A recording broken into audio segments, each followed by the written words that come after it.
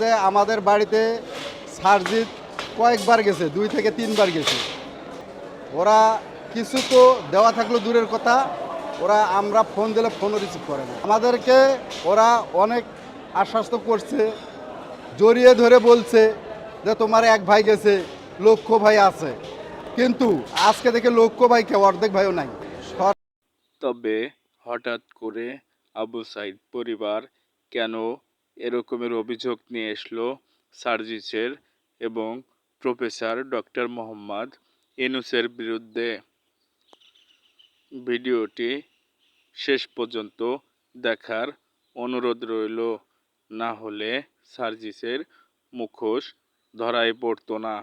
হঠাৎ করে আবু সাইদের বড় ভাই মিডিয়ার সামনে কথা বলে। সরকারি দল থেকে বর্তমান প্রধান উপদেষ্টা যে ডক্টর মোহাম্মদ ইউনূস, উনি আমাদের বাড়িতে গেছে, আমাদের সবাইকে নিয়ে বসছে, ভাই বোন মা বাবা চাচা সবাইকে নিয়ে বসছে, বসে সবার সাথে শুধু কুশল বিনিময় করছে, কথাবার্তা বলছে। আর একটি কথা বলছে যে তোমাদের যে কোনো সমস্যা হলে আমাদেরকে জানাবা। কিন্তু এখন আব্বা যখন অসুস্থ হয়ে পড়ে রংপুর মেডিকেল কলেজ হাসপাতালে, তাকে এমার্জেন্সিভাবে ঢাকা সিএমএসে আনা লাগে। ওই সময় আমি কয়েকটা দপ্তরে ফোন দিছি, কিন্তু তারা ফোন রিসিভ করে না। এটা আমার সবচাইতে বড় দুঃখ। কিন্তু ওনারা শুধু আশ্বাস্ত করে মানুষকে, কিন্তু প্রশ্রয় দেয় না। তারা শুধু আমাদেরকে আশ্বাস্ত করছে, এদের যে ছাত্র আন্দোলনের নেতৃত্ব যারা দিচ্ছে, তারা শুধু আমাদেরকে আশ্বাস্তই করে গেছে, কিন্তু আমাদেরকে কিছু দেয়নি। তারা শুধু এই কথাটাই বলে গেছে যে মনকে সান্ত্বনা দিয়ে আসছে, আর তারপরে আর তারা কিছুই করেনি। বৈষম্য বিরোধী ছাত্র আন্দোলনের সমন্বয়ক যারা ছিলেন, তারা আবু সাইদ পরিবারের কোনো প্রকারের খোঁজ তো দূরের কথা, তাদেরকে কোনো প্রকারের আর্থিক সহযোগিতা করেননি। আমাদের জন্য জামাতি ইসলামের আমির সাহেব আমাদের বাসায় গিয়েছিল। তিনি তার সাধ্য মোতাবেক আমাদেরকে আর্থিক সহযোগিতা করছে এবং বলছে যে তোমাদের যে এই বাড়িটা আছে এইটা ভাঙ্গো, বাড়িটা আমরা করে দেব।